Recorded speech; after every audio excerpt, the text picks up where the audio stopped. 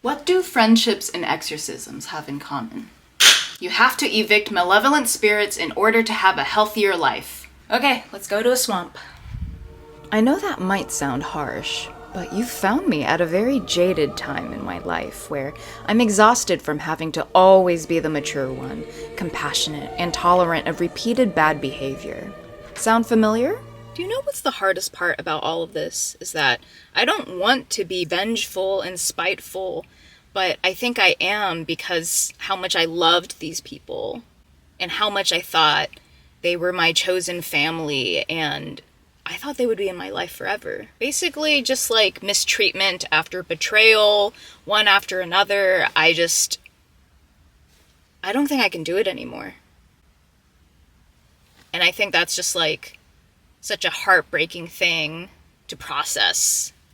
Honestly, I'm really heartbroken, and I think I'm still in shock, just the things that have transpired. And what's even harder is that I've actually tried to have conversations, talking about how I felt and talking about, I just honestly trying to understand why are they like this? The more that I found out about how they think or feel, the more horrified that I became, because the lack of empathy, the lack of accountability, and what's really hard about that is that I'm still in a lot of pain, and I don't know if I can actually find forgiveness and still be in relationship with these people, because there continues to be a repeated pattern of behavior that is harmful to me, and there is no true willingness for people to really own up to it, which I can get is hard.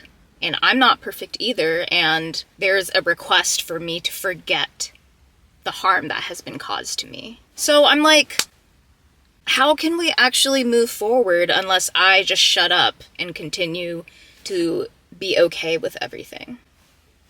Let's go. Ooh, there's some birds flying. What? Oh my gosh. These crows. Yo, this is wild. It's so loud. Also, I feel like I just came into the conference, the annual conference of crows. Okay, and it's starting to be sunset right now. Oh, just so pretty. Look at all them chickens, crows, chickens.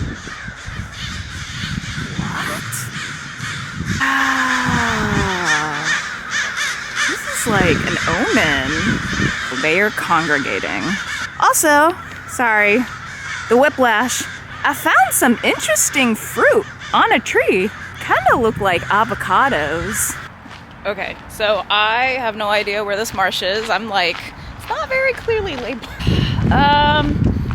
I have not always been the best at expressing how I feel about things, especially if they make me uncomfortable or I'm not okay with it, I guess coming up on a boundary. And I think that's because growing up, my parents didn't really talk about boundaries, or they didn't really, I think, respect each other's nor mine. So I think as I've been growing into my own, I can understand that for people who I've known for a long time, because I said yes to everything, from planning really big trips and always feeling like I needed to take responsibility and do everything and burn out. I can definitely recognize, oh, no, wrong way. I can definitely recognize that I didn't allow people the opportunity to help, but I think there was also this fear, people just not being there or contributing anything. So I think it fed into this fear of well, if no one's gonna do this, then who will? And so I feel in so many friend groups, I've always been the person to initiate everything and plan trips, plan outings, handle all the logistics. And it caused a lot of resentment, and I think it still does. And I think now, as I have been trying to break the cycle of people pleasing and actually stating how I feel or what I think about things without needing validation, I can understand how that would really take people aback, because they're not used to that from me. I think it's okay to learn that we are all changing, and so the dynamics of the relationship are going to change, right? But I think I'm just realizing just how unhappy I am to continue being in these dynamics where I still feel like I'm the one doing the emotional work, whether that is like the planning and being the mom every time, or just even being the more emotionally mature one. And I know that's like, oh my gosh, wow, like you're so humble calling yourself mature, but it's like, I find it so exhausting to always have to be the calm one, the one who tries to be inclusive and respectful of everyone's views. I also try very hard not to invalidate people's thoughts either. Hold on, we're going to a very dark part. I still can't see the swamp. Where is the swamp? Okay, it's a marshland, sorry. It's technically a marshland. But hey, I'm getting my steps in, we're chatting. I found it. I think I see, that's a trash can. I see water. Yes, this is the marsh that I was trying to find. That's great. Wow. And as I looked over the marshland, I couldn't help but think about how angry I was at myself and how it's going to be a journey of forgiveness and self-compassion to wonder, why the heck did I allow these types of people to take up my heart? And those versions of Sarah just really wanted to be loved. And there's nothing wrong with that. Moving forward, we really have to practice discernment, because not everyone deserves to have a place in my heart.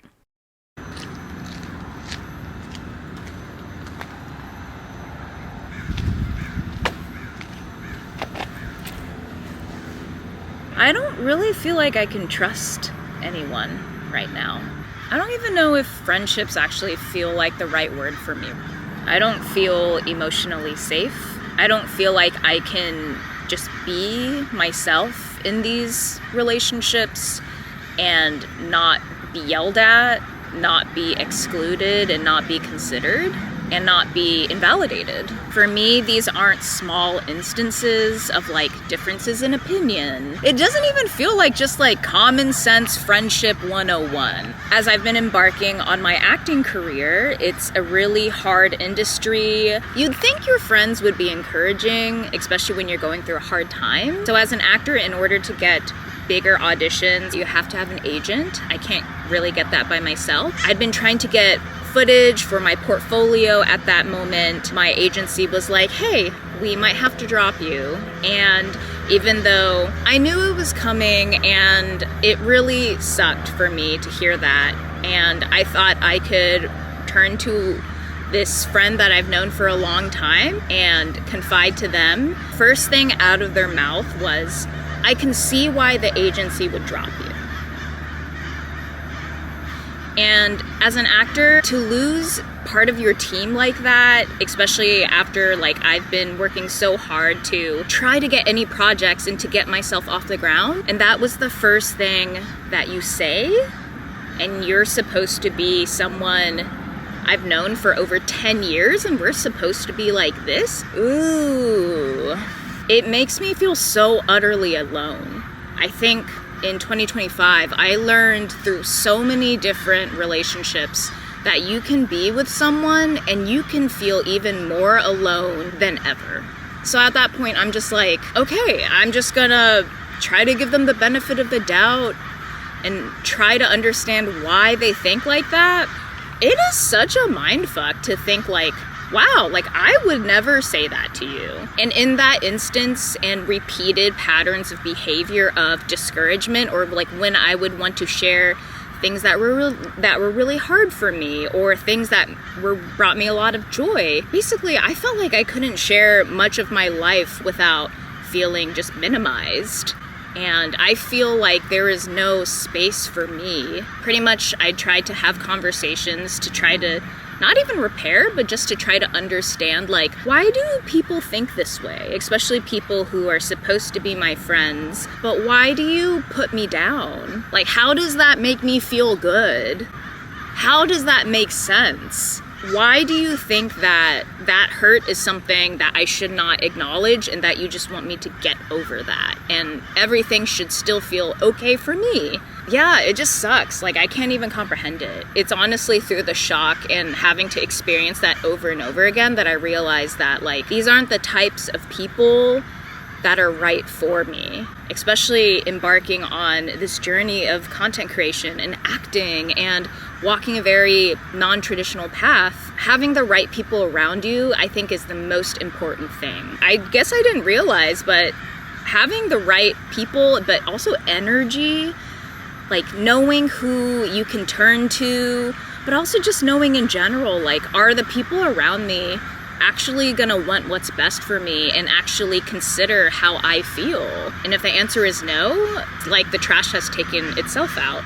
I think there is space for grace and compassion, but I think having endured years of this, even after communicating how I felt, I don't really think there's repair or like a path forward. And so I think that's the most heartbreaking thing about all of this, is that as much as I wish I could continue to be happy with you, I can't. I'm trying my best to wish you well, but I just don't want you to be in my garden. And I want you to thrive in your garden, but I don't want to be part of yours, and I don't want you to be part of mine. And I don't know if with more life experience and more people, I don't know if, I think I just don't trust, and I've been hurt so many times that I don't know if people can really learn unless they have to go through hard things themselves. And even then, sometimes not everyone goes through hard situations and gains more empathy from it.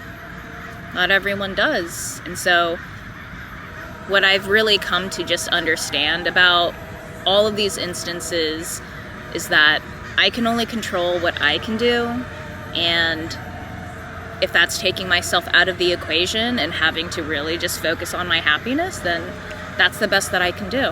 And I cannot expect compassion from people. I can't expect them to consider me, and I can also try my best not to let their energies bring me down. Okay, there's so many crows. Let's go.